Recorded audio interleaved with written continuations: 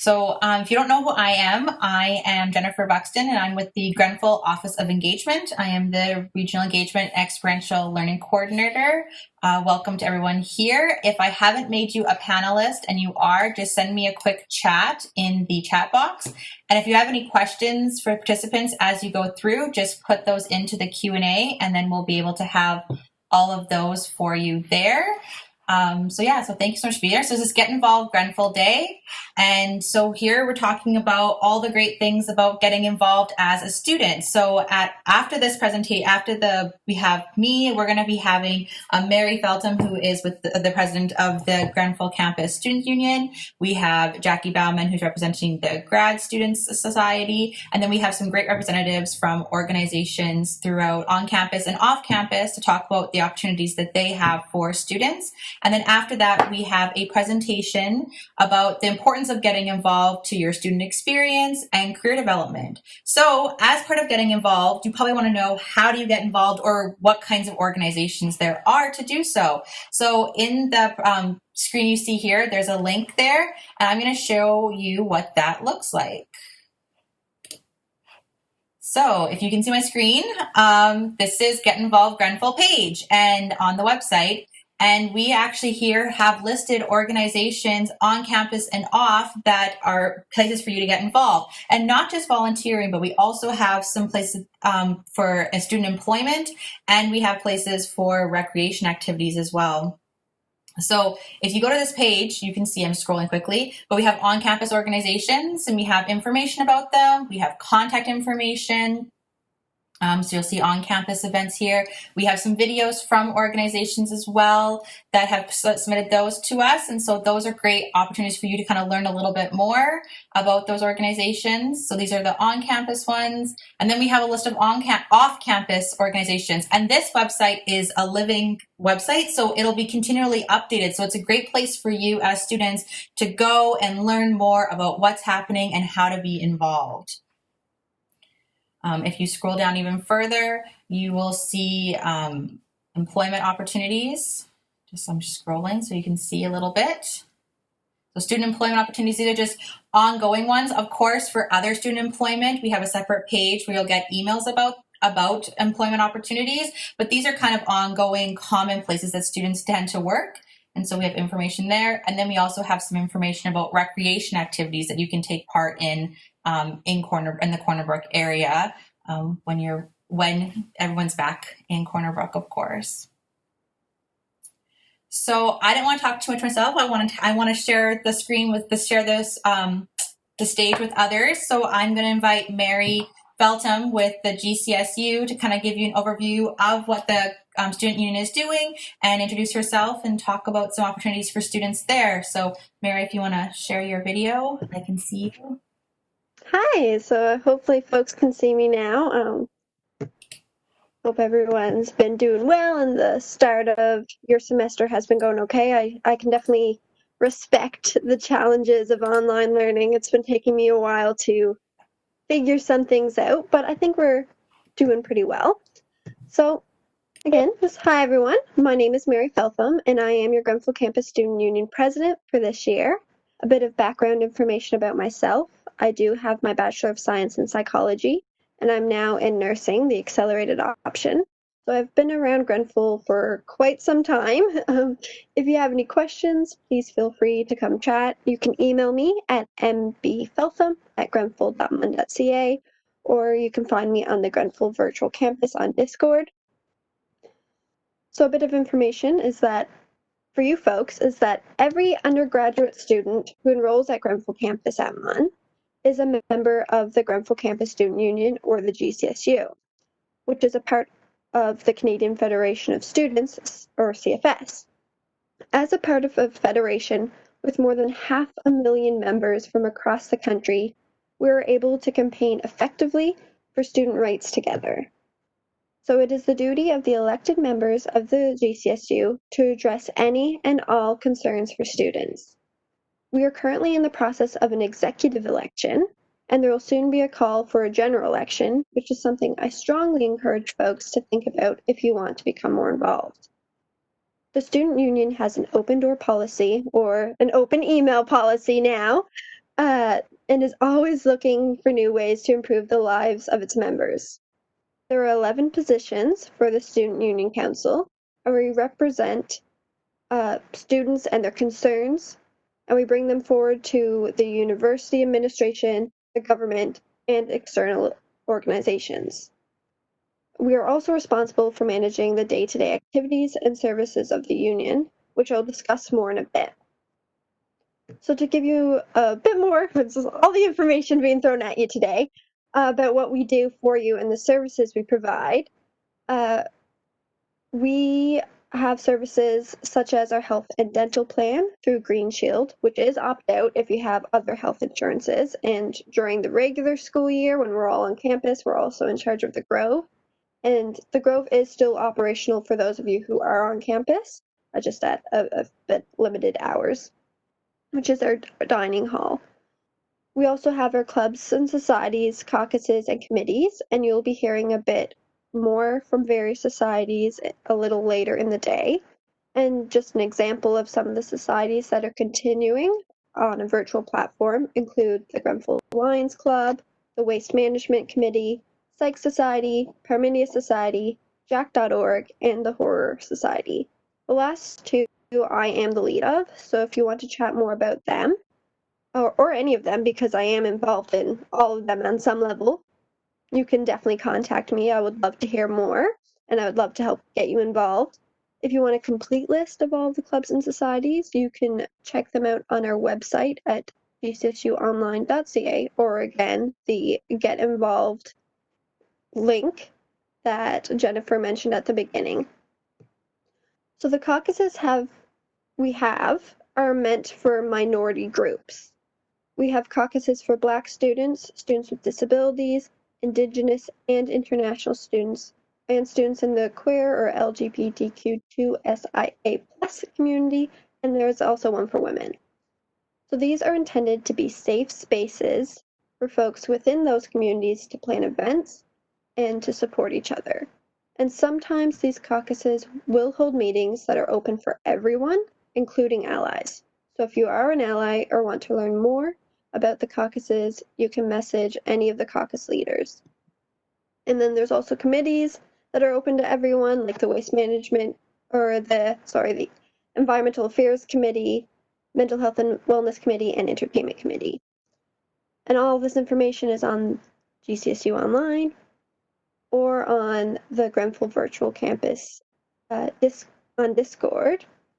So ultimately, we are here to represent and work for you and your interests. We strive to build a united community that is welcoming of social and cultural diversity, as well as environmental sustainability. If you want to become more involved, let me know. There are elections for executive positions happening on September 26th, like I mentioned earlier, and after that, there'll be elections for counselor positions, which anyone can run for, and I 100% recommend it.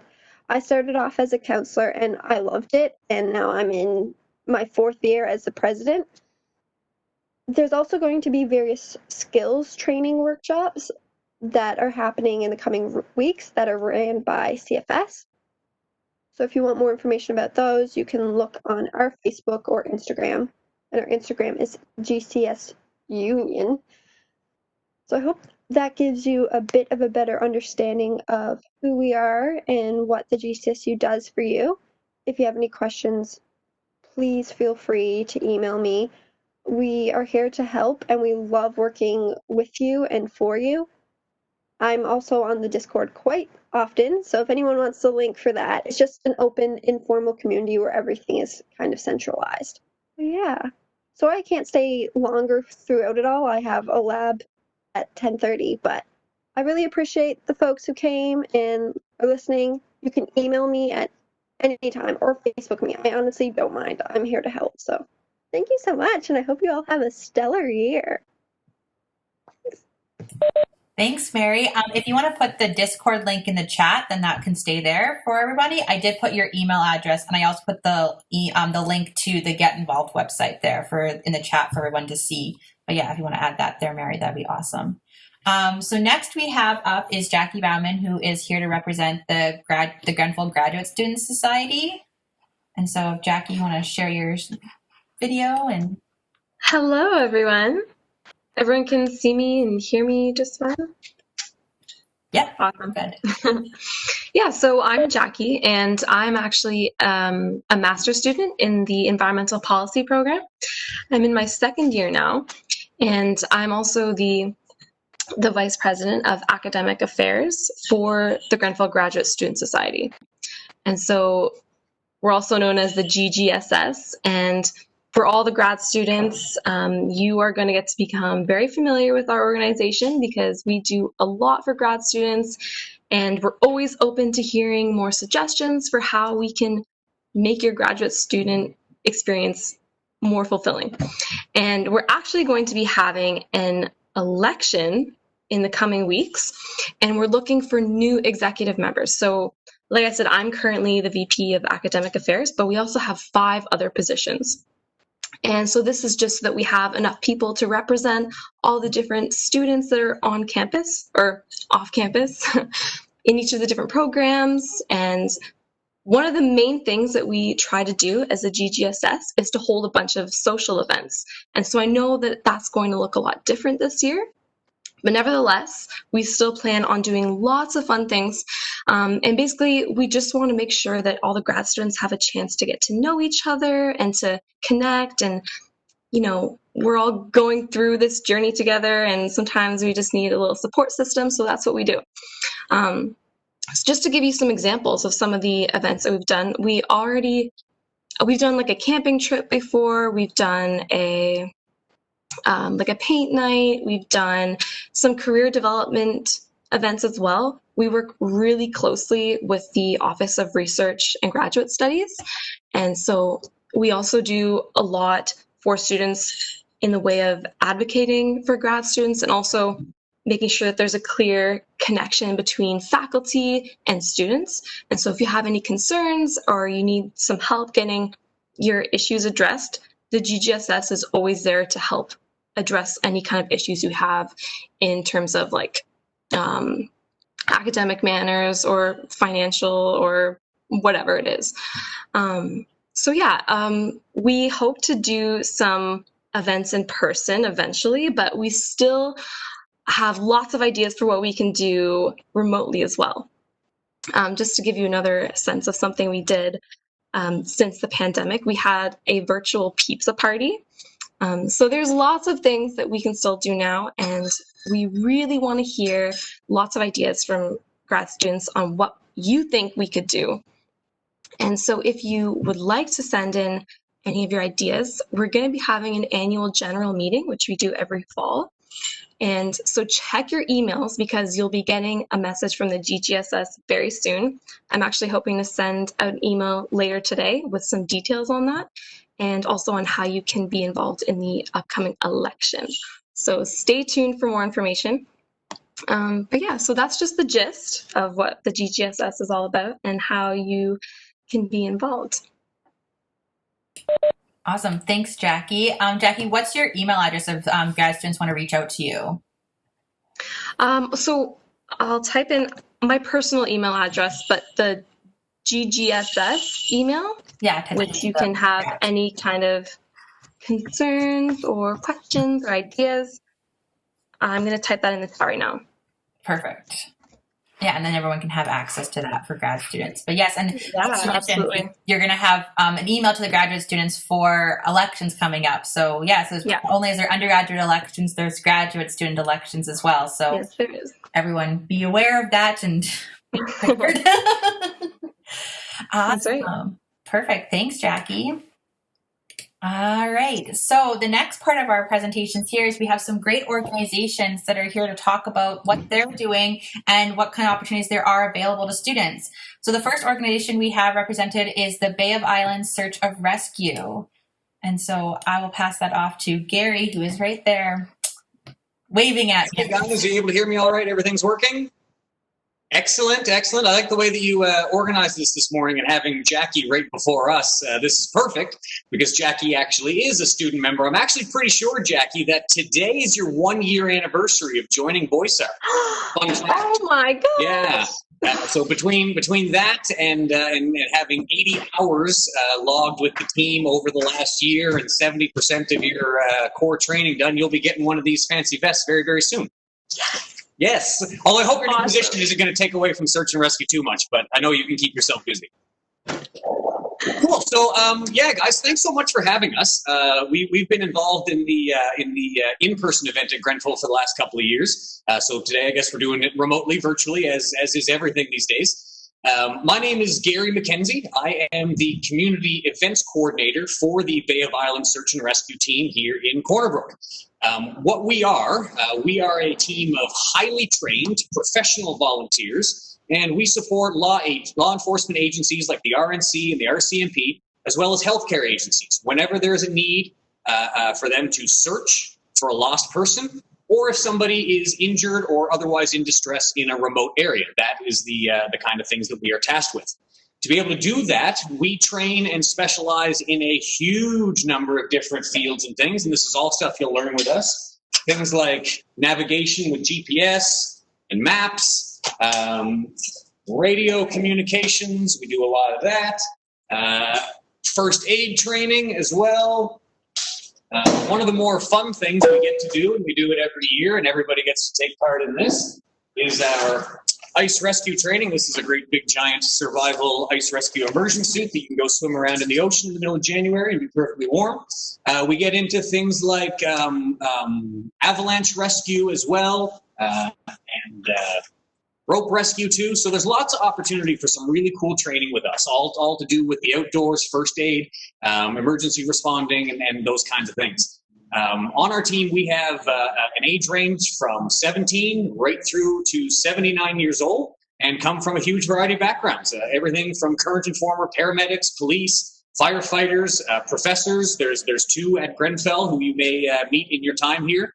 Other teachers, healthcare workers, retail workers, business owners, ski patrollers, tons and tons of people on the team, and of course, students, which is why we are here today. Over the last couple of years, we have made an effort and made a conscious decision to be more open to having student members on the team, and it's been a huge benefit to us. Jackie's not the only person from Grenfell who has been a very involved, very valued member of search and rescue. We understand that you're only here for a couple of years, 2, 3, 4 years. The majority of you anyway. But in that time, there's a lot of ways that you can contribute with us. So to get involved with search and rescue, outdoor skills are definitely an asset, but they're absolutely not a requirement. If you have a passion for the outdoors or an interest in first aid, emergency management, and these kinds of things, we can teach you everything that you need to know to be a good searcher and a good rescuer. You may also have other skills that are useful to us outside of this kind of things.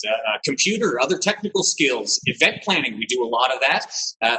Fundraising, so we have to fundraise for ourselves. So, long story short is if you have skills and abilities, we'd like to find a way to put them to good use and show you everything else that you need to know. As I mentioned, Jackie's logged 80 hours with the team in the last year, and that's about where we want to see our really dedicated members. We meet in person every second Tuesday, and we have been able to resume our in-person training with very strict COVID-19 guidelines in place, even more strict than what is kind of generally accepted in the public. But we still have been able to do a lot of training outdoors and in person. As the weather changes, we may be doing some things indoors with the team split up between various locations or some virtual things. But long story short, our training has not stopped and will not stop because searching and rescuing has not stopped and will not stop. So every second Tuesday, we meet at 7 o'clock until about 9:30. And we do extra training, usually additional, more advanced training, either on off nights or on weekends. We participate in a lot of community events, typically providing first aid, traffic control, other support, things like that for community events, and hold fundraisers on weekends. So there's lots of opportunity to get involved with us. Yeah, if you'd like to get more information on this, I will, in the chat, add our Facebook name. We are on Instagram and use that a little bit. Email, of course, is a good way to reach out to us, so feel free to contact us any of those ways. We'll get you some more information. We can do a little tour of the building. That's where I am right now. I'm at our headquarters on Premier Drive, standing in front of our big command center. You can't really see it, but there's an Argo beside me, ATV and other gear behind. our boat, our fast rescue craft is also in picture there as well. So we got a lot of fun things to play around with and train on. I guess I'll just leave it on the last little thing is that search and rescue can be very, very, very demanding, both physically and mentally. You know, we are tasked with some very difficult objectives sometimes and have to find ways to meet those. So it can be very physically and mentally demanding, but with that, it's also extremely rewarding, both in the skills that you can and will learn and develop through us, and obviously, and more importantly, the opportunity to help somebody in their time of need. That's why we exist, and that's why we hope that you might be interested in us. So yeah, again, thanks guys so much for inviting us to this today. Awesome. Thanks so much, Gary. That was awesome. I love the show and tell aspect of it. That was great. I think we have a lot of things that we like to show off for sure. Yeah. Thanks, guys. So I'm going to keep you, Gary, for 1 second. So I'm going to give away our first door prize of the event, which is some Navigate swag that we have. So can you give me a number between 1 and 14, Gary? Let's go with number 11. Number 11. Okay. Oh, Lucas Nill. That is, I think I happen to know Lucas. He is our first door prize winner today. Awesome. Sorry, did you just say Lucas Nill? Yes. Okay, that was not rigged, but he is also a very valuable and very committed member of Search and Rescue and has been for about 2 years. I didn't do that on purpose. No idea. Awesome. Awesome. Perfect. All right. And I'll connect with you, Lucas, to get your prize to you. But we have some swag. Hey, Lucas. Awesome. Thank you so much, Gary. Thank you. All right. Our next presenter today is from CB Nui, and that will be Louise Gauthier. And I think she's right there looking at me in my screen.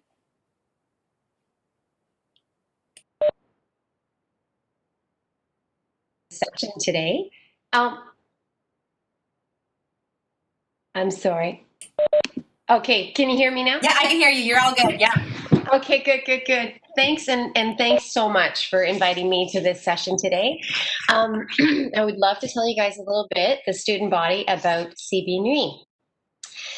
You may have heard about it before. You may have attended in past years. It usually takes place on West Street. I'm pointing to it because it's just over there. I'm very close to West Street. And it's usually a public event with all kinds of arts from different multidisciplinary arts, from dance to theater to voice, digital art, visual art, sculpture, everything, puppetry, that happens usually on the street. Well, this year we're not on the street. We have done some incredible work to bring this festival online. I'm just showing you the poster here. We've engaged incredible artists who have created an online portal that we're calling Virtual West Street. It will be launched tomorrow morning at 10 a.m. on the CB Nui website. So you go cbnui.com and you're going to see, boom, 10 a.m. You'll see West Street. And you'll see all of these fun little characters on the West Street.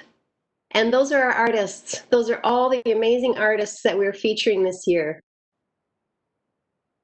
So from the portal, you'll be able to navigate to the projects. There are going to be bubbles with artist names and projects on it. And you click on the bubble, boom, you're on the artist page. You can see the links. There'll be little bits of information about the artists. So all of that will be right there in the Virtual West Street portal tomorrow morning at 10 a.m. There are a couple of live events that I wanted to tell you about taking place in theaters, the Arts and Culture Center, and the Rotary Arts Center down on West Street. So the Arts and Culture Center is featuring Sarfest and featuring actually Ifi Alaba, an African singer who is now living in St. John's, a new Canadian. In fact, all of Sarfest, it's a festival, actually, Sarfest Festival from St. John's, and they have connected with international students at Memorial University in St. John's and have created this amazing group of talent. And so we're bringing them over here to the Arts and Culture Center on Saturday night at 9 o'clock. They're going to be on the stage performing. It's limited seating. due to COVID-19. Only 100 seats available. It's going to be very spaced out, very organized. The Arts and Culture Centre are really being very, very careful with this. So you can rest assured that you will be safe and comfortable to be able to enjoy those amazing, amazing tunes. I'm a little nervous. Good to say it, you know?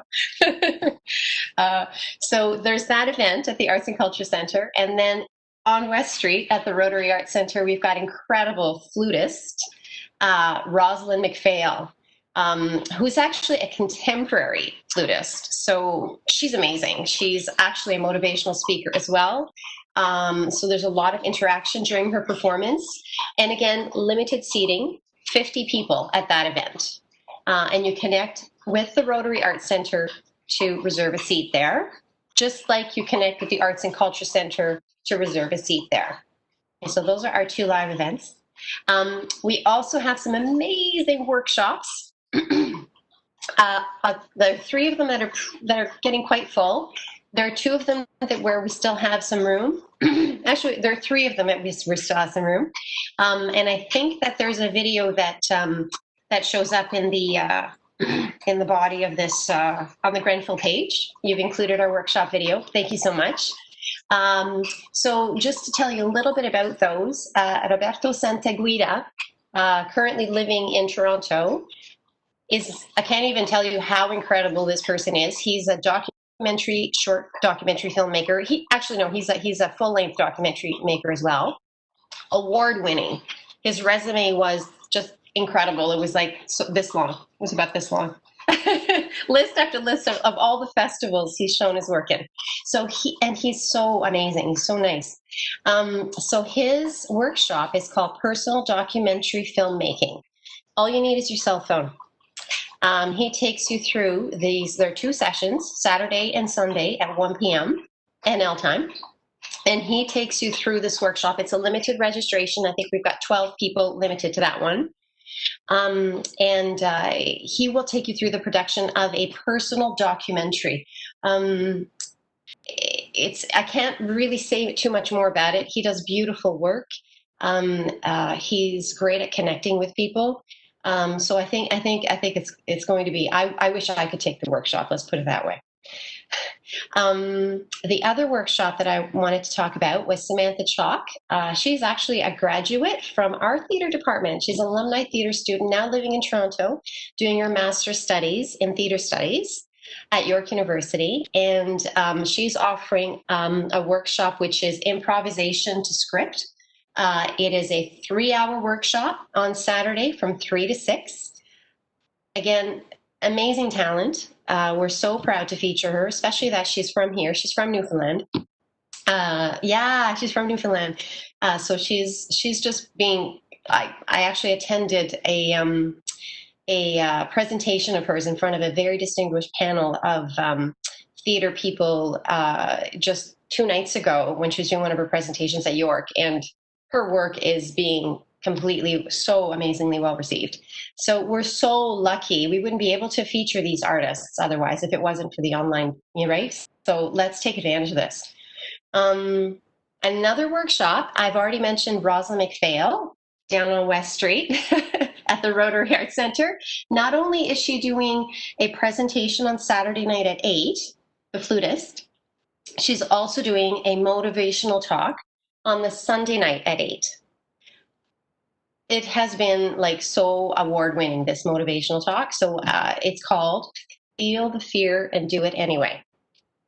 So if you're up for that kind of thing, you can actually attend in person. She would love to have some people there. Again, limited attendance. And it will be, you can also have the option of connecting through Zoom.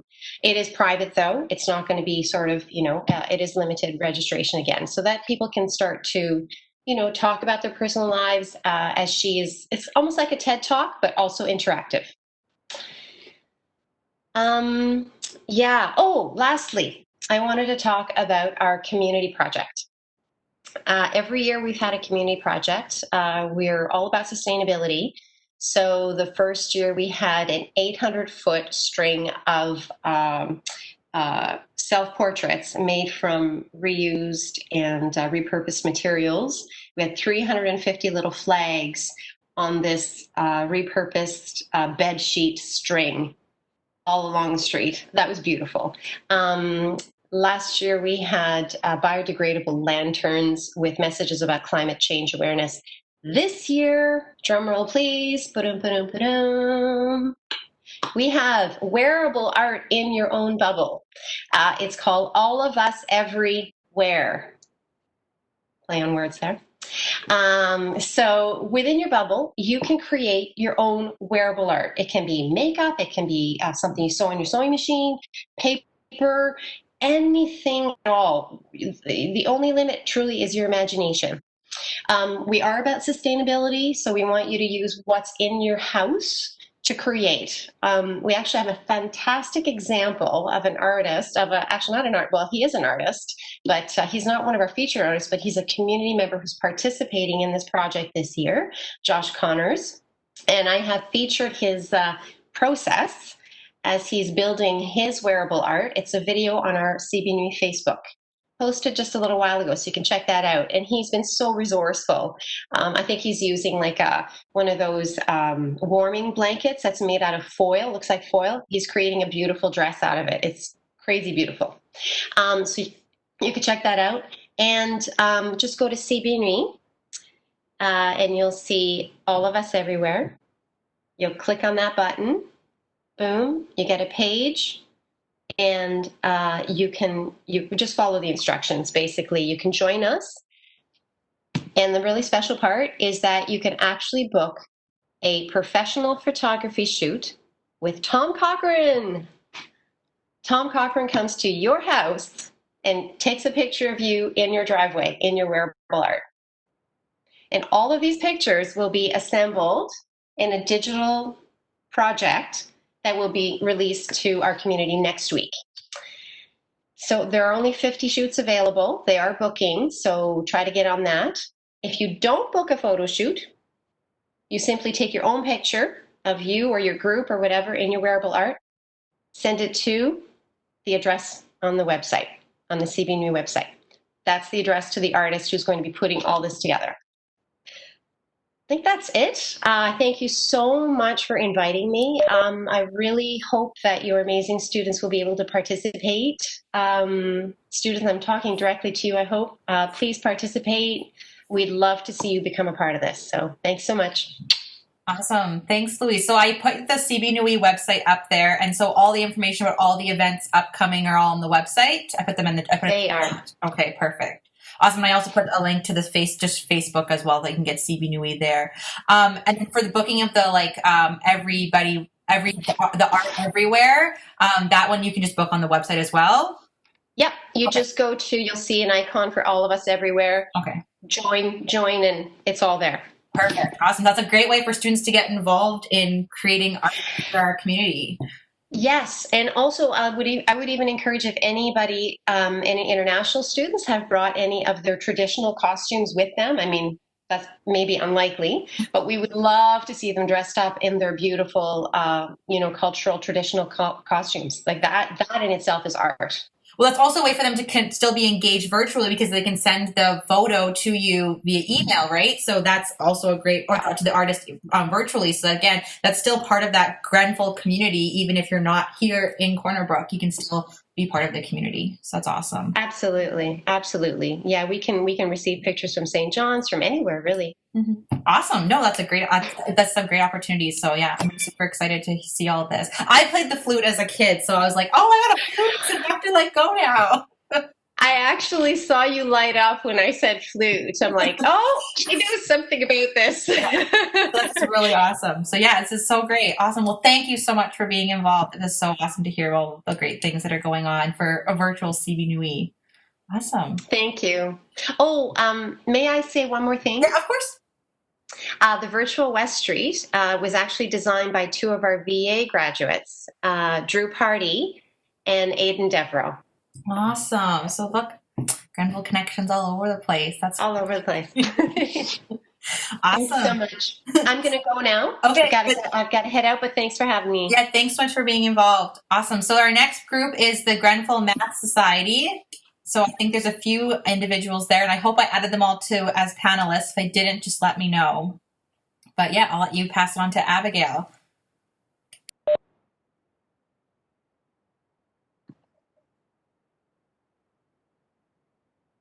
I think I got I can hear you now. I unmuted you, so you're all good. it. Hi, so I'm Abigail Rousel, and I'm a third-year math student doing a geo minor at Grenfell, and I'm one of the 4 executive members of the Math Society group. And we had the opportunity to take over from previous years, and even though we're online, we're hoping that we're still going to get some more math students to join or anyone of interest. And I just want to say like how we got involved in it. So we were second year, so last year, and we attended some of the events that the previous members put off. It was a lot of fun. We got the opportunity to meet older and younger students and just connect with people that are doing the same classes. We could discuss other things, and it was really nice. So we're hoping that we can get some younger students in and they can meet older students and get advice on like courses and stuff. And we are going to put off some fun events, hopefully, even though it's online. So Elena is going to continue on now. Hi, my name's Elena Party, and I'm in my 3rd year of a math degree at Grenfell, and I'm doing a minor in psychology. I'll put my email in the chat. You can contact me if you have any questions about the society or about joining the Discord. There's also another member of the executive. She couldn't make it today, but her name is Summer Green, and I'll put her email in the chat so you can contact her as well if you have any questions. And now I'll pass it on to Taylor. Hi, everyone. My name is Taylor Wood, and I am a third-year math student as well at Grenfell. I'm doing a minor in sociology. So I just kind of wanted to touch on a couple of things that we were looking forward to this year. As Abby said, we're going to try and put on some events online, so that might look like a bingo or a Kahoot or anything like that. We're looking forward to hopefully being back on campus second semester. For any students that missed out on the opportunity before, we want to maybe look at putting an order in for math hoodies and that kind of stuff. But that's kind of what we're looking forward to now. Like the girl said, you can find us on Discord, and our emails will be in the chat. So if anybody has any math questions or need any help with any classes like that, we're always around to chat. That's pretty much what we're looking forward to and what Math Society is about. So thank you for having us and letting us have the opportunity to broadcast our society.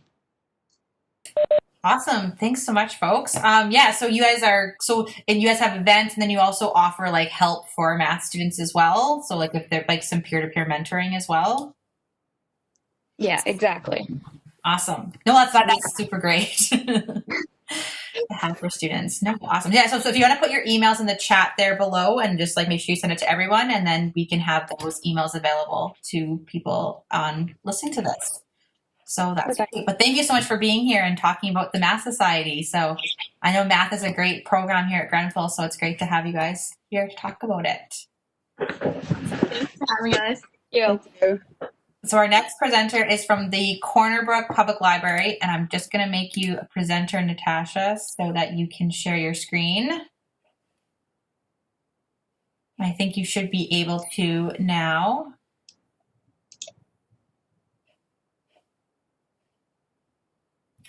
Hi, I see you. All right. Am I good? Can you hear me all right? I can hear you. Yeah. Okay, perfect. I'll share my screen in just a second. I just wanted to say it's really great to see so many students and everybody involved here from the community. And we obviously, as the library, we're a big part of the community, and we try to stay as active and as involved as possible. And we love our partnership that we have that's been ongoing for a few years now with Grenfell campus and some of the organizations that have already spoken today. So I'm very enthusiastic about what I'm hearing so far and love seeing these students involved in so many aspects of their community. I'm going to go quickly share my screen. 1 second.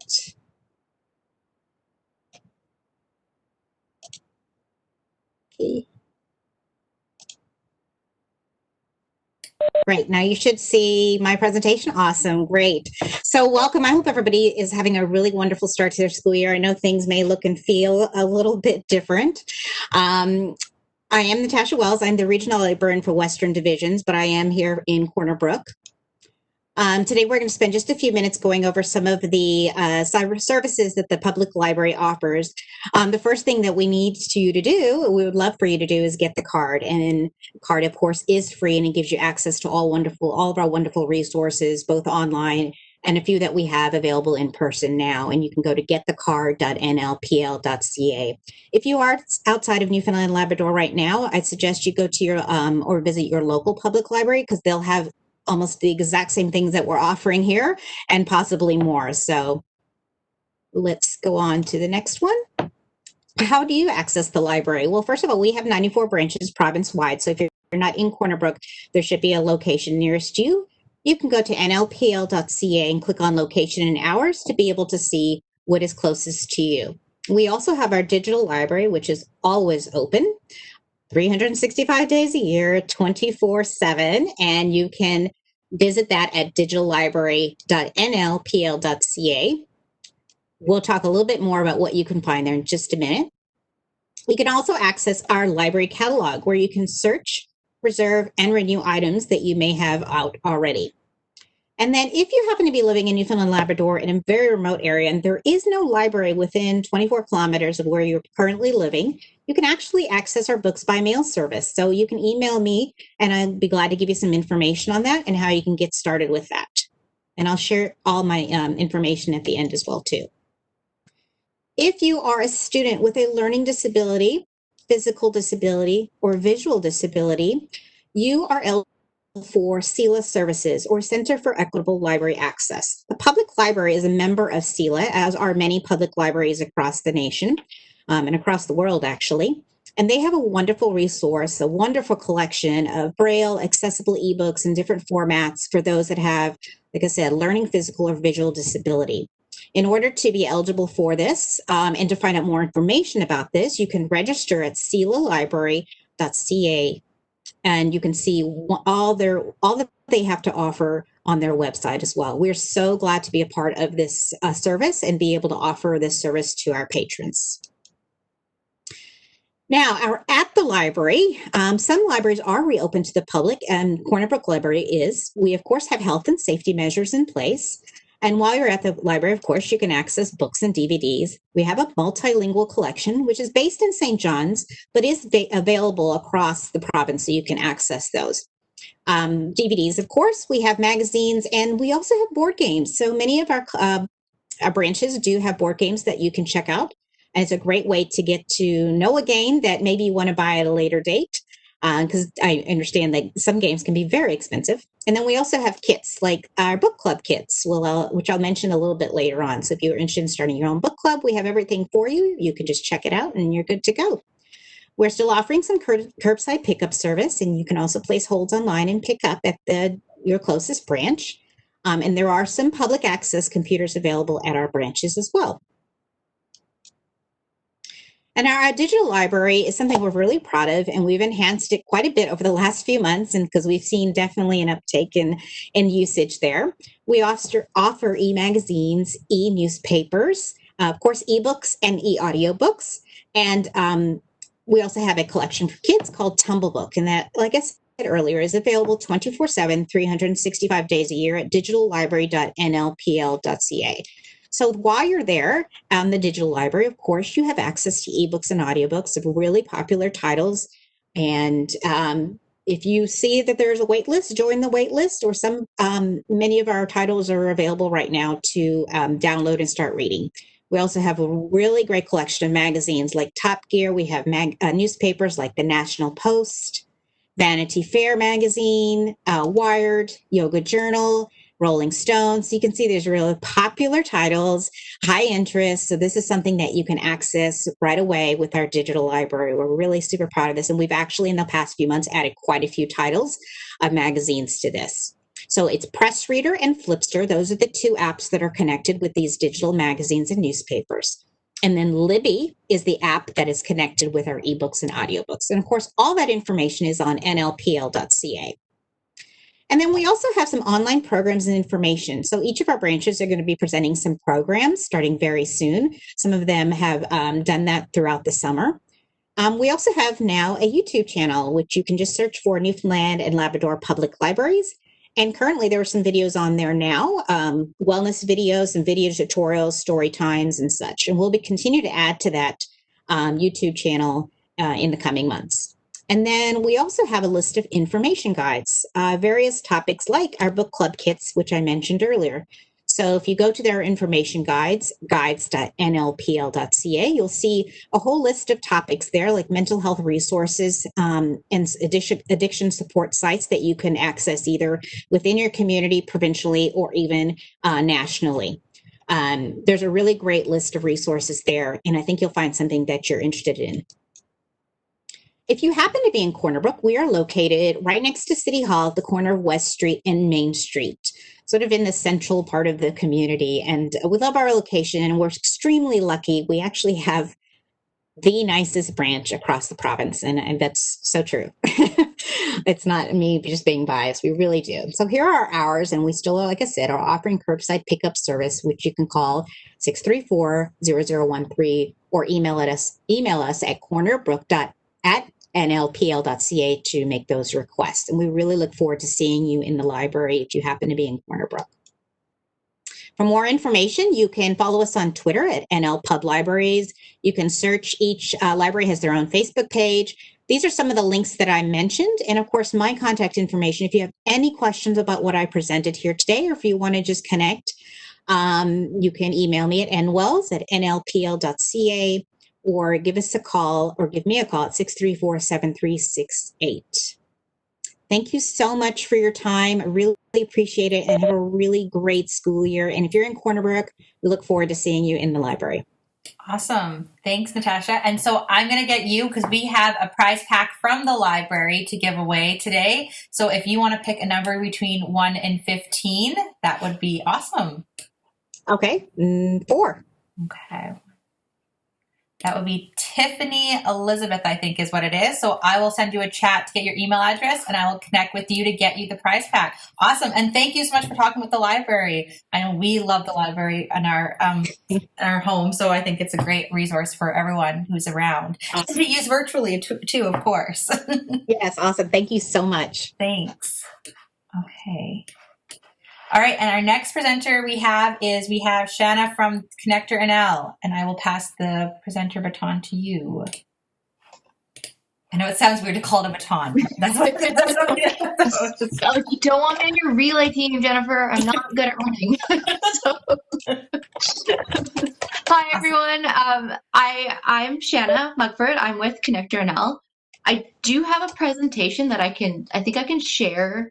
It's not a 5-minute presentation, so I'll go by my notes instead of the presentation, and so I don't take up everyone else's time. So yeah, I can definitely share that with you, Jennifer, or with this group. So Connector NL is a networking program that is meant for newcomers and job seekers who are looking to start their professional career to meet people in a similar industry or with similar interests that will be able to help them build their professional network so that they can find meaningful employment in the community.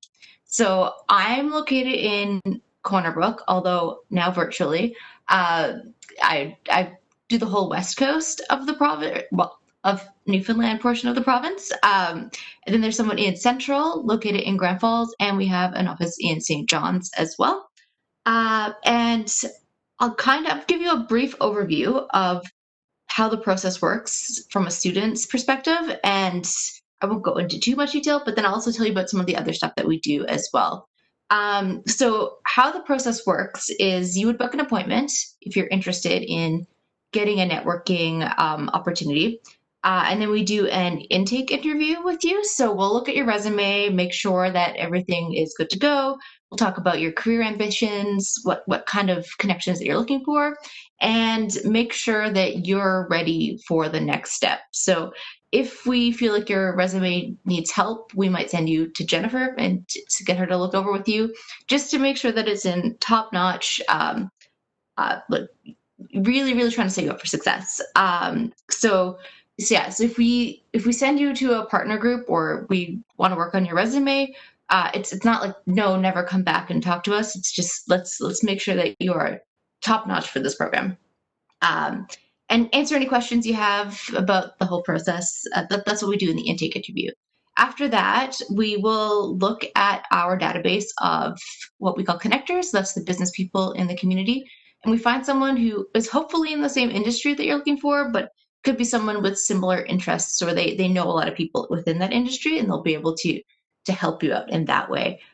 So we reach out to them and make sure that they're ready to meet with you before we introduce you, just so that, again, we're setting you up for success. We don't want to introduce you to someone who's way too busy and will never ever actually be able to meet with you. So we do that, we find that match, and then we will introduce you via email. We used to tell you to meet up for a coffee somewhere, sort of an informal chat for about a half an hour. Obviously, it would be over the phone or virtual now, but it's same sort of idea, just 20, 30 minutes. You'd ask questions about that industry, just sort of get an idea of how it works in the area, and yeah, just regular networking sort of thing. So with that, it's a one-time meeting. It's not necessarily a mentorship per se, but you should hopefully be able to build on that and meet more people and get yourself in the right direction. We can't guarantee that you will get a job. We really, really hope that you will eventually get a job through this process, but it's more of a compliment to your job search than a guarantee of employment. So yeah, that's the process really quickly.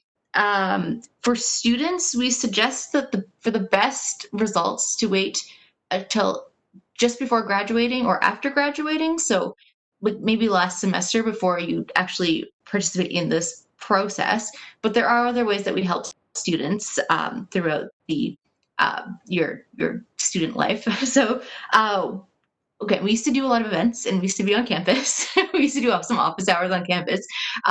But so we've gone very, very virtual now. So I have virtual office hours. Right now it's just Wednesday afternoons, but if there is sort of a demand for it, I'll definitely open it up a little bit more. And if you can't do Wednesday afternoon, but you still want to meet, we can book a time outside of that as well. It's not strict. So yeah, so that's one thing. You can book that on our website, connectornl.ca, which I'll put into the chat as well. And I'll also put my email address. And then another thing we do events. So right now, our main event is called Ask an Expert. So it's a webinar series that we started in June, July as a response to COVID. And it's a partnership with Team Grow NL. So what we do is we take an specific industry within the province and we focus on an industry leader, so someone from like an industry association, and then a business person within that industry. And they each do a 10 to 15 minute presentation. And then we do a half an hour question and answer period. So we've done technology industry, we did environmental industry, and just yesterday we did aquaculture, which was really, really interesting to learn about, and the opportunities that's providing for rural communities, which was quite exciting. So they're all available online as well and on YouTube. So that's on the Connector NL website as well.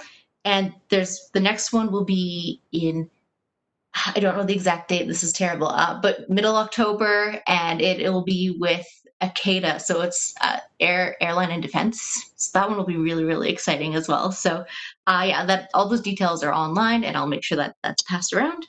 I think that's everything I have. It's a free program as well, so it doesn't cost anything for students to participate. And if there's any business people or community leaders on the call who is interested in being on the other side, the people that are meeting with students or available for that option, definitely reach out to me as well. We love to have people who want to help the new grads in our community who want to stay here, actually stay here. Awesome. Thanks, Shanna. It's great to see you. I haven't seen you so long. Yes, I know. It's like I'm so close to everyone, but I haven't seen anybody. Yeah.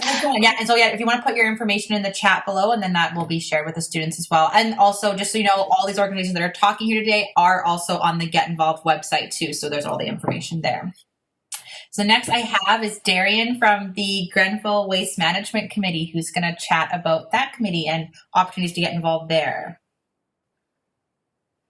And hello? Hi, I can hear you. All right, perfect. Hi, everyone. My name is Darian, and I am the president of the Grenfell Waste Management Committee.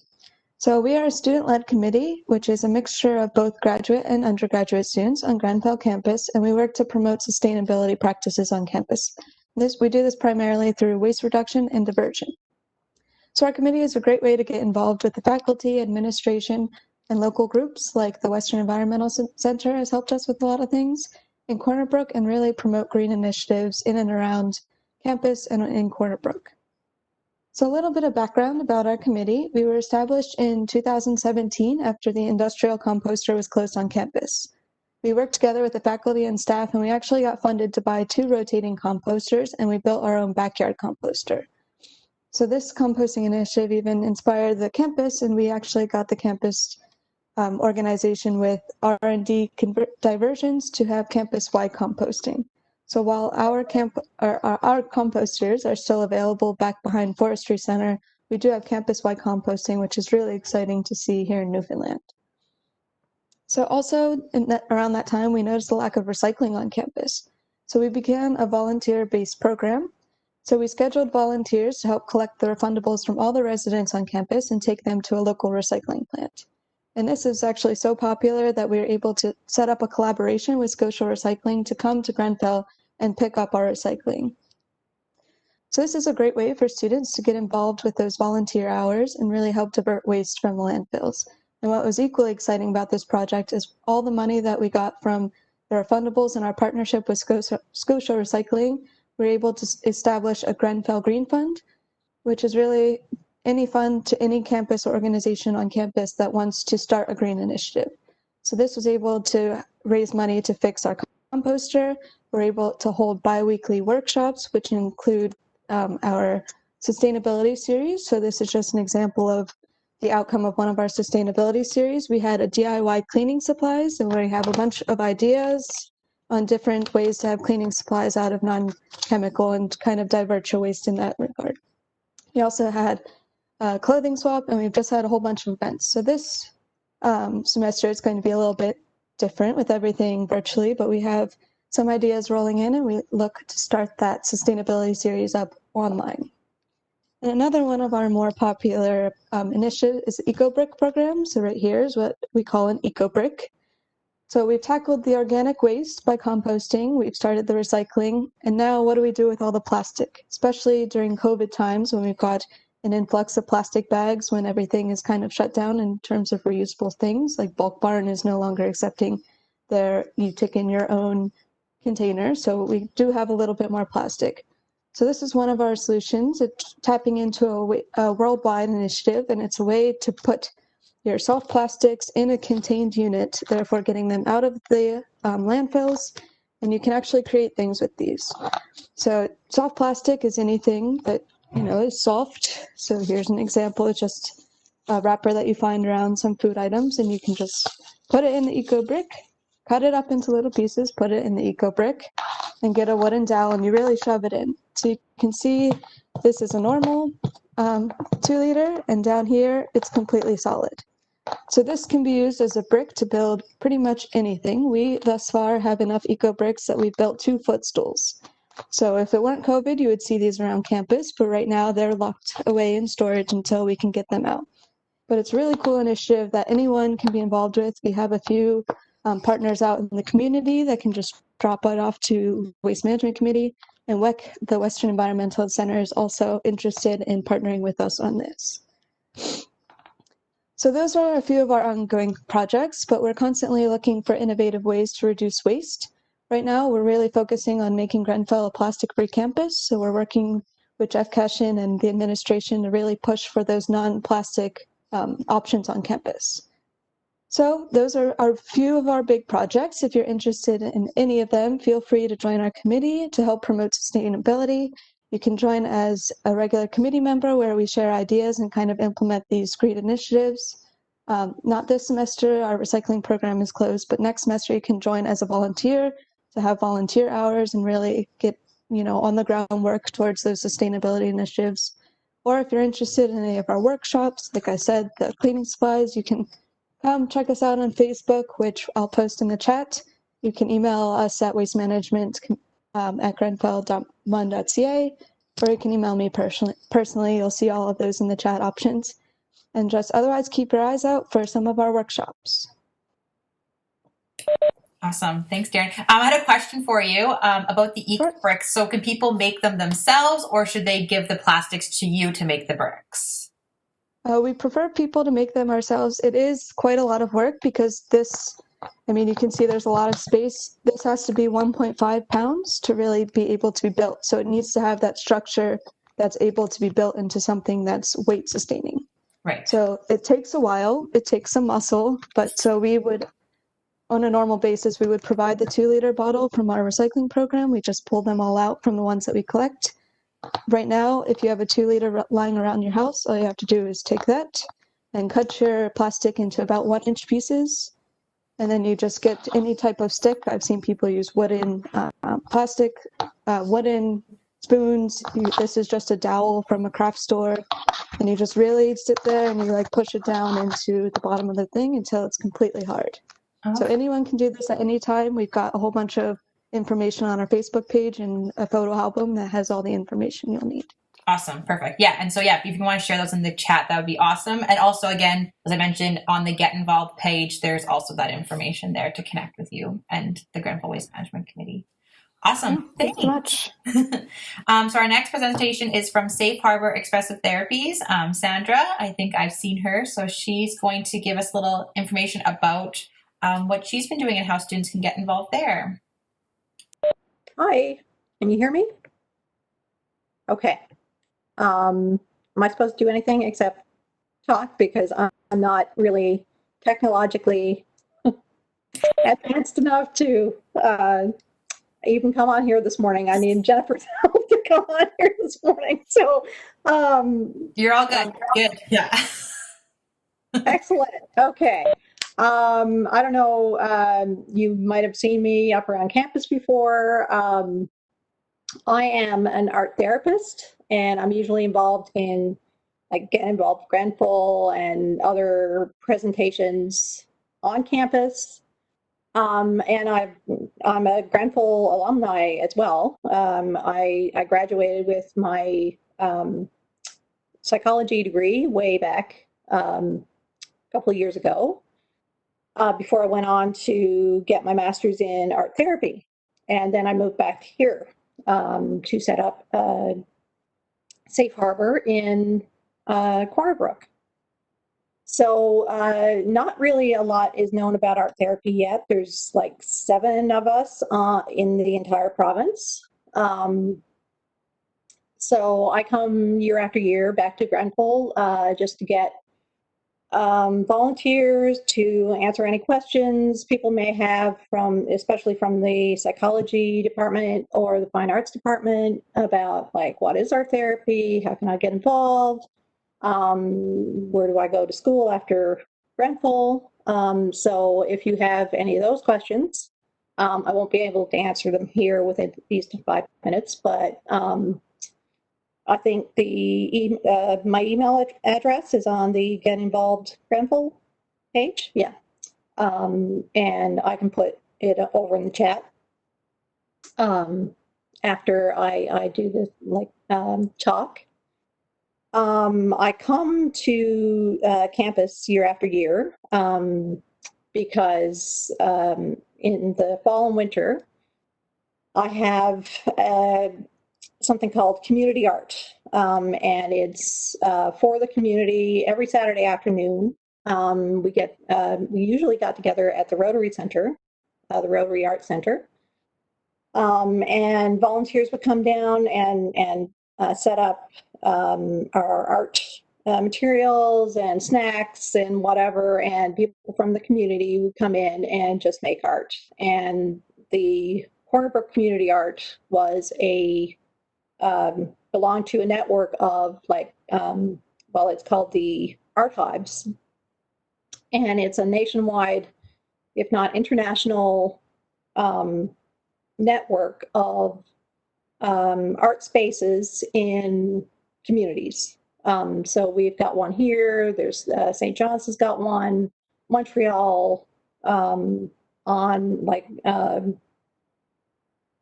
across Canada and the States. There's a few in Europe. So it's a great way to come together and connect and do art at the same time. Right now with COVID, it's impossible to get together physically. What I've done is bring it all online, and there's not the same call for volunteers right now, but if you're ever stressed, you want to just get out for a while and do some art. There's I'm going to set it up on Zoom for this year for October and November, and next year for February and March. So just get in contact with me. I'll send you the Zoom link, and you can come on Zoom, and we can connect virtually that way. Also, because art therapy is not known here, but it's growing here, we were selected to be the destination for the National Association of Art Therapists to come and do their annual conference. Actually, it was Grenfell. So I'm not really sure how many of you will be around in 2021, but if you want to volunteer, get in contact with me, and I can make you a volunteer for that. It's in October of 2021.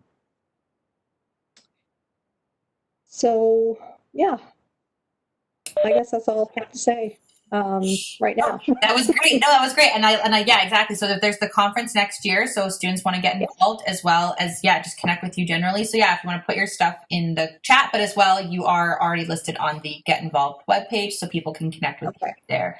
So I'm also going to get you to pick a number, because you're graciously giving away a free online art therapy session, correct? Yes. Yes. Awesome. So a number between 1 and 15 again. 7. 7. Okay, and that's Riley Byrne, I believe, is the name that I got here. So I'll connect with you, and I will get that, and I'll connect you with him or her. Okay. Awesome. And well, one other thing, like I do one-on-one art therapy with anyone from toddlers to adults. If you need services like a hands-on thing, because you found that talking doesn't exactly meet your needs, you can call me anytime for that information as well. Awesome. Perfect. No, that's great. Exactly. So that's awesome that people can take advantage of that for just support in general, which is really good, especially with COVID and feeling isolated. Like that extra support is always really valuable. So that's awesome. All right. So our next speaker is from the Grenfell Cathartic Society, and I think that's Sumya. And if she's there. Awesome. Thanks so much, Sandra, for being here, even with the technological issues. Where are you? Here we go.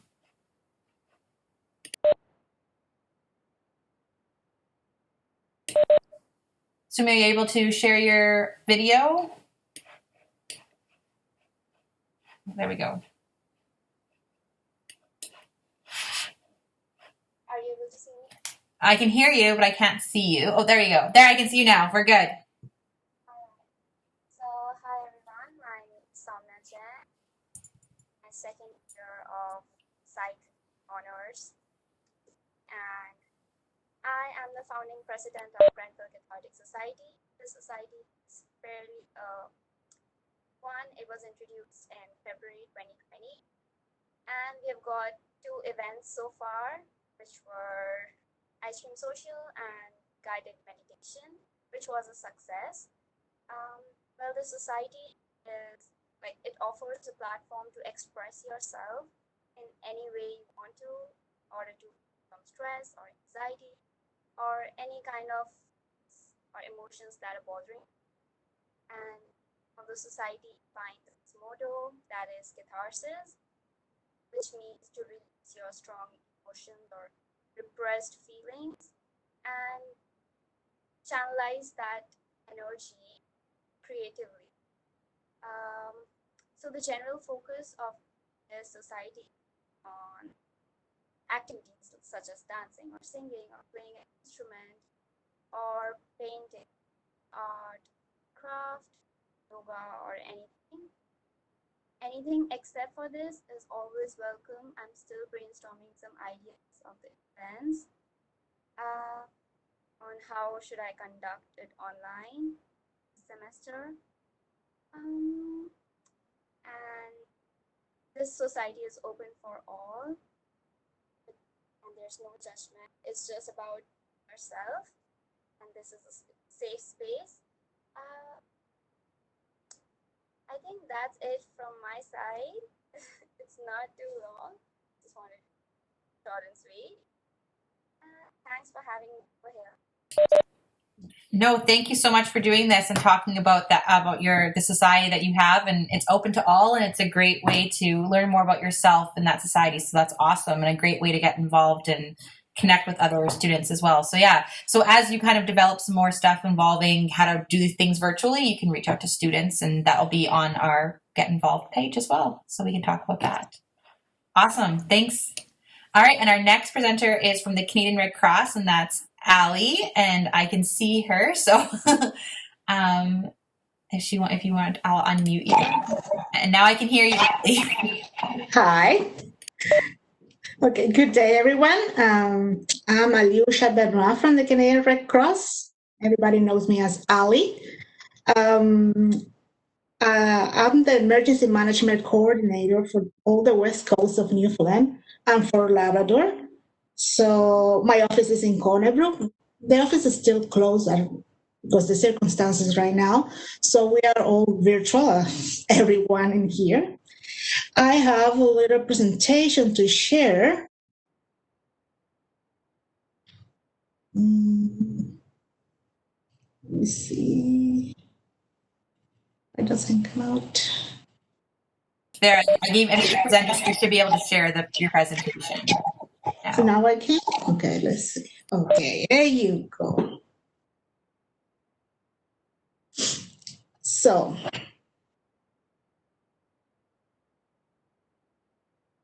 some of the information is already on the website and the Get Involved website, so I'm going to go to the most relevant information. So the Canadian Red Cross providing help before, during, and after disasters. So our mission is, the Canadian Red Cross mission is to improve the life of vulnerable people by mobilizing the power of humanity in Canada and around the world. Our network, we are part of the largest humanitarian network in the world, the International Red Cross and Red Crescent movement, what includes the International Committee of the Red Cross that is mostly in conflict zone, like in the war zone, and part of the International Federation of the Red Cross and Red Crescent Society, that is the national society that is in every country. Actually, we have 190 of them. We have our vision, our values. All this information is in the website, so you can go and check it out after. And we go for our 7 fundamental principles: humanity, the International Red Cross and Red Crescent movement born of the desire to prevent and alleviate human suffering wherever it may be found. Impartiality is that we don't make no discriminations. We have neutrality. We don't get involved in conflicts of any kind or hostilities or any ideology. Independence. We are a national society and we are an auxiliary of other humanitarian service and of the government. And volunteer service, one of the main one of us. It is a voluntary relief movement, not prompted in any manner by desire of gain. Unity and universality. What programs we have in the Canadian Red Cross? We have first aid and CPR. We have emergency and disaster management in Canada. We have swimming and water and safety. We have health services in Canada, violence, bullying, and abuse prevention, global health, migrant and refugee services, and international humanitarian law. In the emergency management program, we have what we call emergency social services. The services are family reunification, reception and information, emergency lodging, emergency food, emergency clothing, and personal services. Now, we have many ways to get involved with the Red Cross.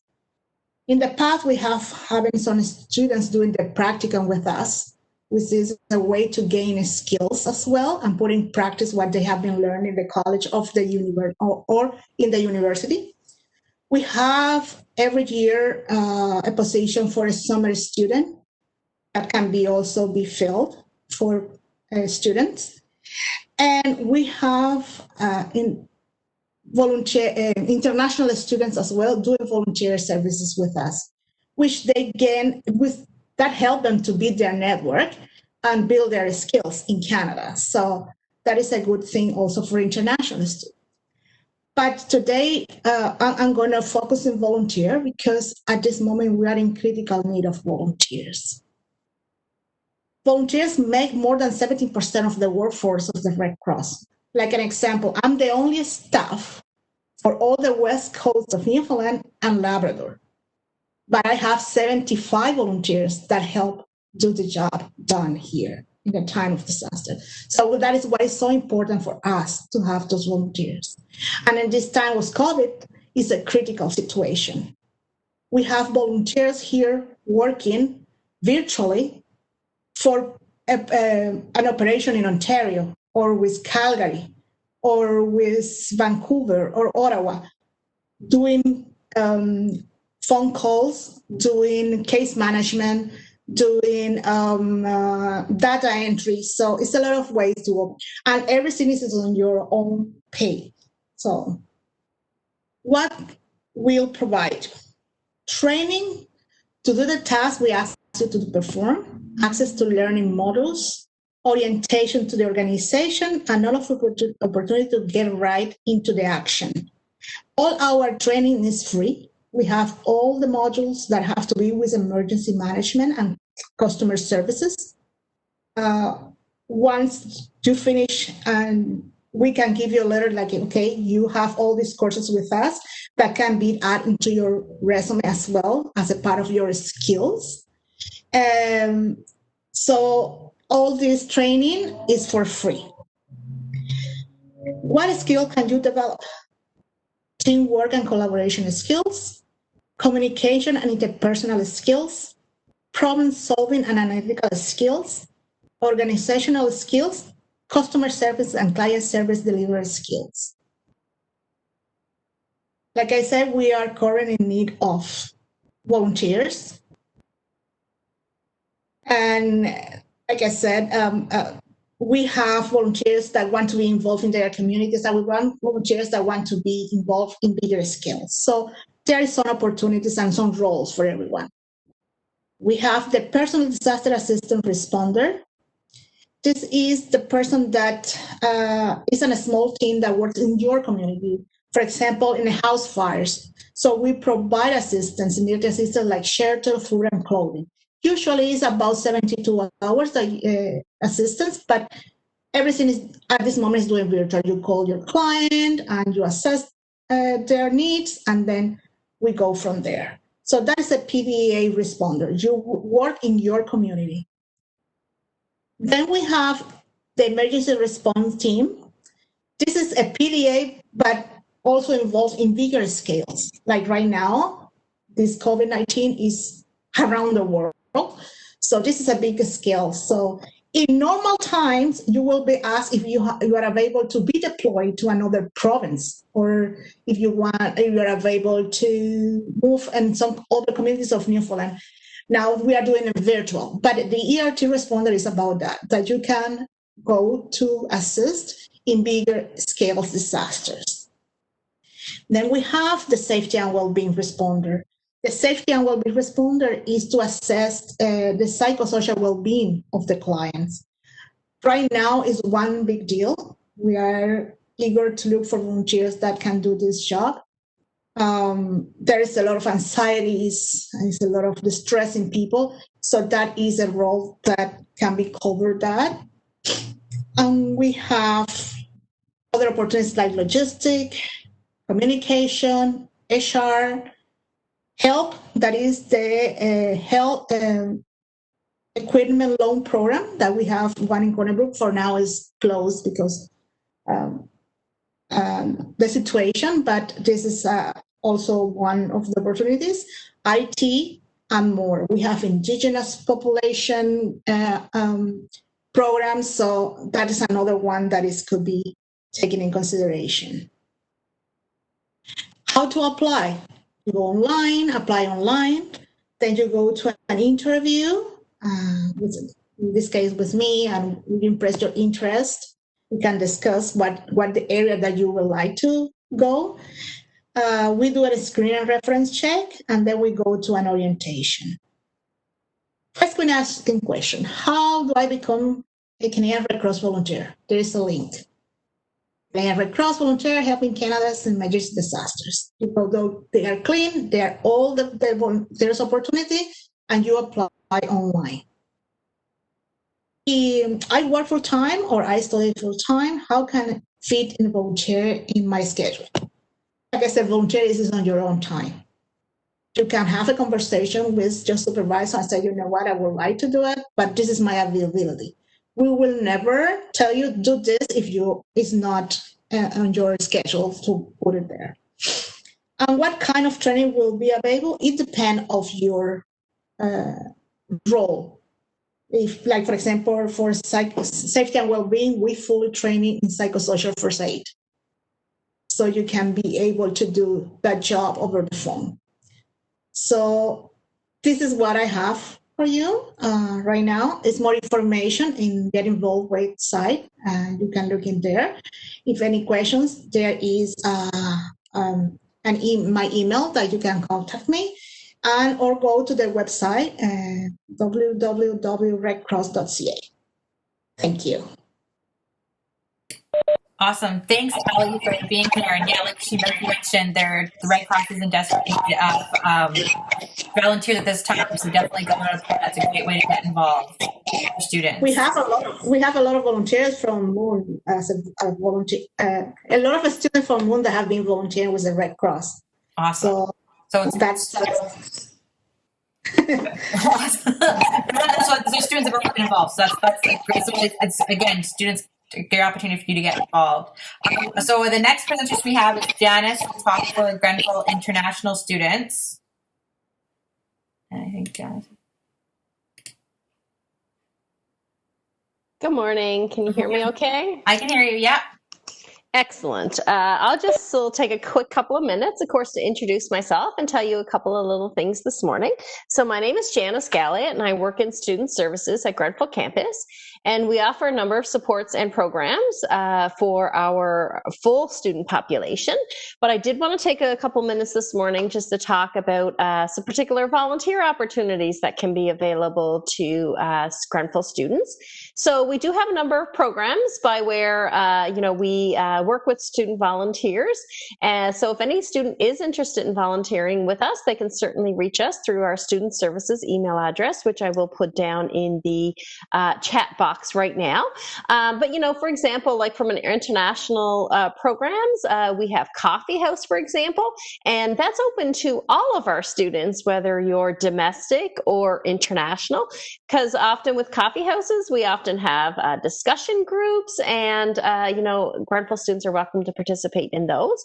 But also from a volunteer perspective, we actually work with a lot of student volunteers in terms of peer correspondence programs, as well as we have some programs like in Multiculturalism Month in March that we always look for volunteers for students, as well as we generally do an international night in October. Now that might look a little bit different this year because of COVID, but yes, students can certainly contact us and volunteer.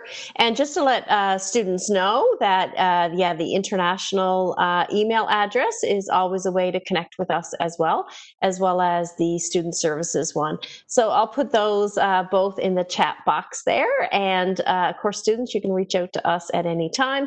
And if you have a particular interest in an area, we can certainly try to connect you with the right support service that, we have available as well.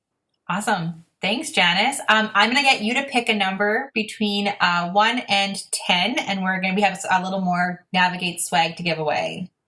Okay, what about number 2? I can't pronounce the name. Gnan Karen. I'm sure I pronounced that really horribly. I apologize, but I will reach out to you and I will connect with you to get you your prize package. Awesome. Thanks, Janice.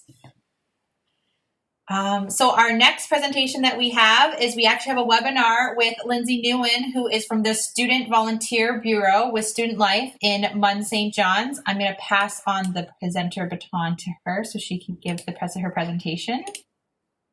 So we're so lucky to have Lindsay here today from St. John's, and she's going to talk about the importance of getting involved to your student experience and career development and a little bit of everything. So it's great to see you, Lindsay. You as well, Jennifer. Thank you for having me. Can you see this PowerPoint here? Yep, I can. Perfect. All right. So thank you for having me this morning. So as Jennifer mentioned, my name is Lindsay Newman, and I'm the coordinator at the Student Volunteer Bureau at the Munn St. John's campus. Today I'm going to chat about the importance of getting involved as a student. So this morning we've heard from a lot of organizations in Corner Brook that are currently, looking for volunteers or looking for folks to get involved with their organization. So I guess today I'm going to kind of speak about what you can get out of getting involved with these organizations. So first, I'm just going to very briefly touch on the Student Volunteer Bureau. So again, we are located on the St. John's campus at Memorial. And we exist to give Memorial students a platform to promote volunteerism, to support students in their self-development, and to create a community of Munn volunteers. So essentially the way our office works is that we work with the St. John's community as well as the Memorial community to advertise volunteer opportunities for students. And then when students come into our office, we act as the liaison between the two. So if a student comes in and says like, hey, I'm interested in volunteering with animals, then we can pull up our website with all of our opportunities and try and suggest some opportunities that might fulfill their interests. So this SPCA, for example, Happy Homes, we have over 80 organizations right now on our website. Since everything has gone remote, that number has gone down a little bit, but in saying that, there are still tons of remote opportunities available. So that's a little bit about the Student Volunteer Bureau. So now I'm going to kind of talk about what it means to get involved. So volunteerism is an example of getting involved. So getting out and volunteering within your community, working an on-campus job or an off-campus job, or joining or starting a student group. So I did notice today that there were some folks who were speaking from student groups on campus, like the Math Society, for example. So joining a student group, helps you to meet those like-minded people, other people who are studying and like math, for example. And then starting that student group actually initiates that community of like-minded people. So today I'm going to talk a lot about volunteering. So volunteering can mean sorting clothes in bins at the gathering place during Make Midterm Matter. So Make Midterm Matter is a program that the St. John's campus puts off where students get together and they take a day during their midterm break to go out into the community and volunteer. So this photo was taken, I believe, 2 years ago while folks were sorting clothes at the gathering place. It can mean cooking a meal at the Ronald McDonald House for sick kids and their families. It can mean planning an event on campus that benefits other students while you gain valuable professional experience and skills. So this was a networking event that was put off on the St. John's campus back in 2016 called Give and Grow. It can mean working with animals, children, senior citizens, people with health concerns, newcomers to Canada, the environment, social justice, and so much more. So volunteering doesn't have necessarily one definition. It can be many different things. And that's, I guess, one of the cool things about volunteering is that it is so diverse and you can do so many different things while you are volunteering. So a lot of folks think that volunteering just means, going abroad and helping to build homes. It's not necessarily what volunteering is. That is an example of it, but there is so many more as well. And lastly, joining a clever society and working together to achieve a goal while gaining valuable skills. So I'm not sure if folks here are familiar with an Actus, but they're a group at the St. John's campus that actually work to create social enterprises that benefit the community. So for example, they have one called Succeed, where they work with local farmers and they have seeds that are growing in the business building in our computer lab. And they're growing plants so that they can get herbs and vegetables and stuff like that out of the seeds, which is super cool. So today I'm going to spend a lot of time talking about the benefits of volunteering. So I kind of like to divide it up in two ways, the now and the later. So the now would be your personal benefits. So when you're volunteering right now, what is it that you're getting out of your volunteer service? So the first one that I'm going to start with is that it's important for your mental health. So by volunteering, it gets you out, it gets you doing things, it gets you outside of your home, which is especially important right now as we find ourselves in this global pandemic where, there's points where we are confined to our own home. So volunteerism, even if you're not physically leaving your home, it still gives you a way to mentally leave the four walls that you're in. It helps you to get involved in your community. And it feels good to give back to your community and be part of the positive change that is happening. So the next one is developing a sense of civic responsibility. So civic responsibility is active participation in public life with a focus on common good. So this can mean fundraising, it can mean starting a new campaign, but essentially by volunteering, you're feeling that sense of civic responsibility. And you're recognizing the supports that are needed in the community. So for example, this is a personal story. So a few years ago, we started the charity committee at the St. John's campus on our residence. So essentially each student or each resident picked a charity that they wanted to fundraise money for. And ours ended up being the Ronald McDonald House. And we had some folks in our house who were a little bit upset about the fact that we were fundraising for Ronald McDonald House, simply because they looked at it as a big organization who already had enough funding, and what would a couple $100s from our residents do for them, as opposed to what it could do for the gathering place. So by speaking more with the Ronald McDonald House and getting to hear about what they had to say and what they're all about, we actually recognized that the Ronald McDonald House fundraises on a local level. So while, things like the Make Happy Day, money goes towards the Ronald McDonald House, each house is actually responsible on a local level to get their own funds. So this was something that I recognized as, getting involved with the Ronald McDonald House. And it really helped me to recognize that sense of civic responsibility again. So it made me realize that, the Ronald McDonald House does need our help and that it does need community, and that we can't push it aside just because they might have McDonald's behind them. So again, that just kind of helps to show how volunteering helps you to develop that sense of civic responsibility. So the next thing is gaining new experiences. So when you get out and volunteer, chances are you're going to be doing things that you haven't done before, and it gives you the chance to do things that you haven't done before. So for example, when you apply for a job, a paid job, you have to go through an entire interview process to hear about the experiences that you have that can lend to the role. Volunteering is cool in the sense that chances are the organization isn't looking for prior experience, they're just looking for folks who are willing to help. So it's a really good chance to get to know the kinds of experiences that you'd like to have and get to know the kinds of things that you would like doing, because again, you don't need that prior experience in most cases. All you need is the willingness to help out. So again, it gives you that chance to define what your interests are, define what you like, what you don't like, figure out what your strengths and weaknesses are, and then that also helps you to build up your career search and what it is that you want to do in your future, which is something that we'll talk about in just a few moments. So the next thing is integration into the university community. So when you get involved on campus, whether it's through the Math Society or whether it's through the multiple services that we heard from this morning, it increases your awareness of campus supports. So when you go to the classroom, you don't necessarily learn about the supports that are available to you on campus.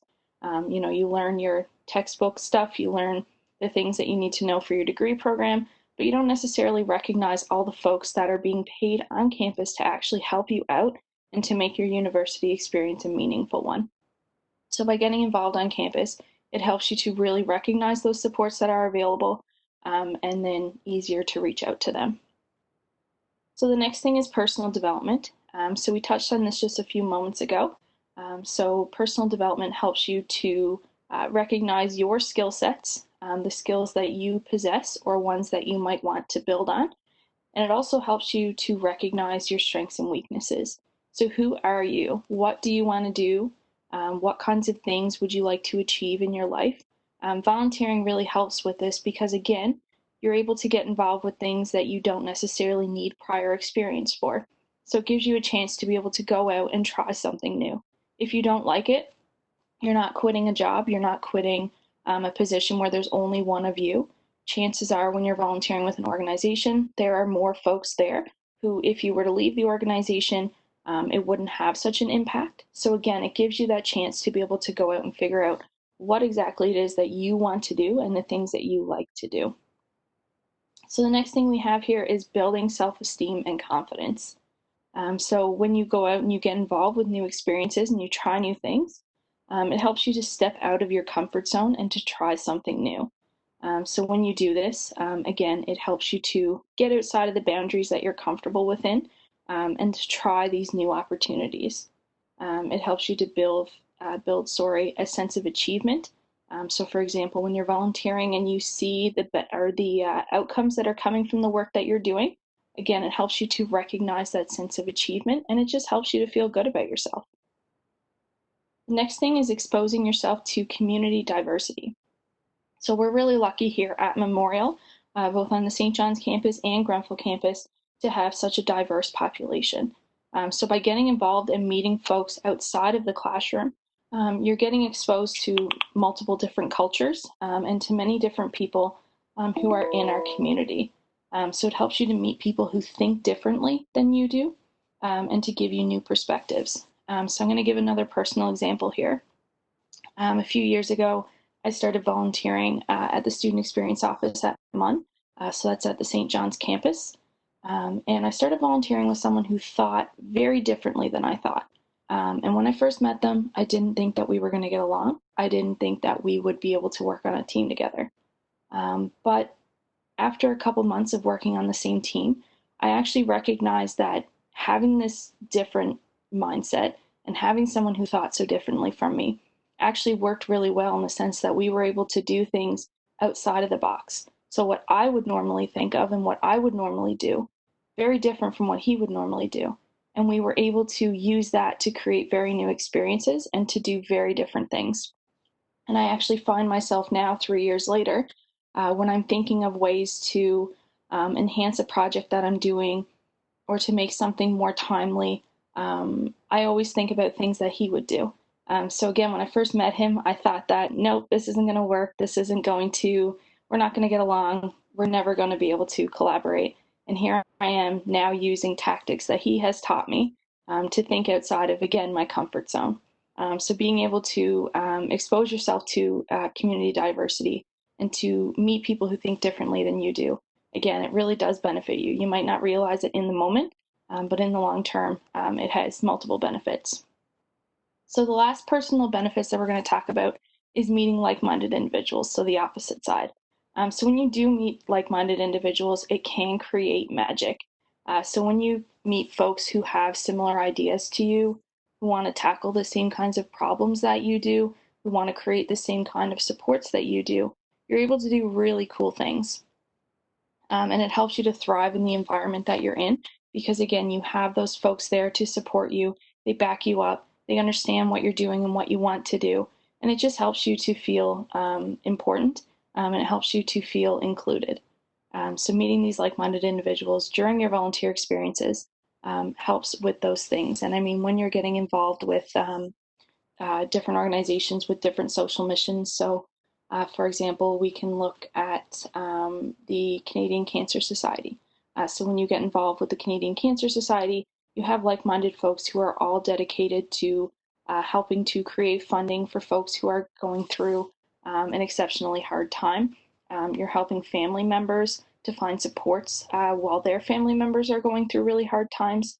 So again, by meeting these like-minded individuals, you're able to create things like Relay for Life, which is a big fundraiser that we see happen across the island every single year. So that's the personal benefits. So that's kind of the now. And now we're going to talk a little bit about the later. So the later being down the road, the doors that are opening now that you might not see right now, but the doors that you're opening for later. The first one we're going to talk about is gaining skills that help you find paid work. So when you start volunteering, again, we chatted about how it helps you to develop skills and helps you to get involved with experiences that you might not have the chance to do otherwise. So entry-level folks who are just graduated, they have their shiny degree, they go out into the workforce and they get into an interview and someone says, all right, where's your 3 to 5 years of experience? I just graduated. What do you mean I need 3 to 5 years of experience? It's shocking to hear that for the first time. But volunteering is kind of I like to say, life hack for that one. So when you're volunteering as a student, you're gaining these skills, you're getting these experiences that they are looking for. And it sets you up so that when you do apply for these jobs, these what are supposed to be entry-level jobs, you have that experience already, and it sets you up to be a really good candidate before you even begin. So the next one here is soft skill development. So another thing too is that, when you're volunteering, while you're a student, you're likely balancing coursework. You might be balancing a job, and then you're also balancing volunteer opportunities. So, I mean, that in and of itself helps you to develop your time management skills, because then you also have your personal life on top of that and all the other things that you're going through within your life. So again, it helps you to develop that time management skill. And within volunteerism, a lot of times there is the opportunity to move up. So we chatted a few moments about starting your own student group. So this is a very tangible opportunity on campus, again, to create an environment for those like-minded individuals to come together, but it also helps you to demonstrate your leadership skills. So if you're serving on an executive or board of directors for a student group, again, it's helping you to increase those leadership skills so that when you do go into the workforce, you've already got them under your belt. You're not learning them for the first time, and you're, again, set up to be a better candidate for a job that requires leadership skills. So the next thing here is hands-on work experience. So again, we go to these entry-level jobs. They want experience, but where do you get that experience? Volunteering. So for example, in the classroom, we learn, I'm a business student, I should have mentioned that. So I am a marketing business student at the St. John's campus. And in the classroom, I learn different marketing strategies. I learn what it is that I should do, but there's not often the opportunity to actually execute that. So volunteering also helps with that. So for example, taking up a volunteer opportunity where you are maybe a marketing coordinator or you're working on the marketing team and you're able to actually execute these skills. So that hands-on work experience, again, works really well beyond right now and helps you to build that resume, which is our next one here, grow your resume with meaningful experience.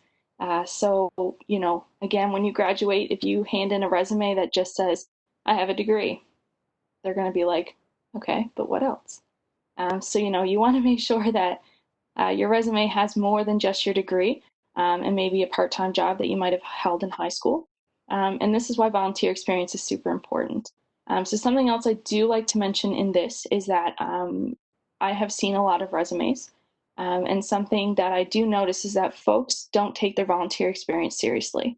So when you look at their work experience, they've got 4 bullet points about different things that they did while they were working. And then you get down to their volunteer experience, and they just have listed worked on the marketing team for TEDx St. John's. I did some fundraising with the Canadian Cancer Society. Like, you don't actually explain your skills, you don't explain what you learned, you don't explain what you did with the role. But the volunteer experience is just as important as your job experience. So, you can use that volunteer experience and really expand on your resume and really expand on the skills that you've gained instead of just listing a role. Again, you really want to optimize it so that it really shows the things that you learned, shows the things that you did, and really bulk up your resume so that, again, you're making yourself into a good candidate before you even get into the interview. So next thing is growing your network. So the more you volunteer, the more people you meet. So an example of this, maybe you're volunteering at an event, a fundraiser, and you're volunteering with the CEO of Verifin. And you don't realize there's a CEO of Verifin at first, and then you find out. Well, one of the first things that you should do when you get home is go on LinkedIn, if you have a LinkedIn account, and connect with them, because you don't know when you're going to need that connection in the future. So for example, you graduate and you recognize Verifin might be a great place for you to work. Well, now you've already got that connection. You know the CEO, you volunteered with them in the past. So now you can take the next level in that relationship. Send them a message on LinkedIn and be like, hey, do you remember that fundraiser we did together? Yeah, that was a lot of fun. Start that small talk, and eventually, hey, would you like to go out and have coffee? I'm currently, just graduated. Here are the skills that I have. Here's what I can offer your company. I'd really like the chance to talk about that more. And because the CEO of Verifin has already met you before, it's not going to be as awkward, and chances are they're going to be more likely to give you that shot and give you that conversation. So growing your network is super important. Again, not necessarily for now, but definitely for later. So the next one is providing professional reference options. So when you're volunteering, your volunteer coordinator can act as your reference. So sometimes references are hard to find because, especially given that you can't use family members for references, so being able to use these professional reference options later on when you are going to look for a job, again, gives you that reference point. So the next one, learning to market yourself through application and interview processes. Interviews can be scary, they can be challenging and intimidating. And learning how to properly tell people who you are, what kinds of skills you have, can be very, very difficult because sometimes it's really hard to talk about ourselves. So if you want to look at your applications and your interview processes with volunteering as practice, then go for it. Get that practice learning what kinds of questions they commonly ask in interviews and what works for you and how to answer these questions, and hear the sample scenarios that they might ask you so that you can prepare those later on. There are multiple benefits from being able to practice these things. So, again, use the applications and interview process within your volunteering as experience for the future. And lastly, we have exploring and defining career options. So again, we chatted earlier about actually getting involved with the things that you're enjoying. So, get involved with marketing. If you're a marketing student, for example, get involved with those opportunities that are going to allow you to execute your marketing skills, because maybe you're going to get into it and recognize that it's not totally what you love. And maybe the part that you really, really love was creating content, and maybe the communications aspect was more so what you enjoyed. But learn that throughout your volunteer experience, and don't wait until you've finished your degree and you've made it to your career point. Explore those options now, see what it is you're interested in, and then define those goals based on the experiences that you have and the experiences that you're gaining now. So that's a little bit about the career benefits. So we talked a lot about the benefits for us. So I do briefly just want to touch on the external benefits as well that volunteering has on the community. So it does create a sense of community. So again, when you have folks coming together, these like-minded individuals who are doing something like fundraising. So this photo here was actually taken from Relay for Life. You've probably heard me reference it a few times. I was on the planning committee a few years ago. And, you know, when you have like-minded individuals that come together, you achieve amazing things. So in this photo here, this year we actually hit our 70,000 mark. So we raised $70,000 for the Canadian Cancer Society, which was way beyond what we had ever done in the past. So again, you had a team of like-minded individuals who all wanted to raise money and help those who needed it, and that's what happened. It created magic. That's the only word I can use to explain it. So next one, we have collaborative thinking. So when you have like-minded individuals together or folks who are not like-minded, it allows you to think outside of the box and helps you to collaborate and to think about ways that you can actually help the community.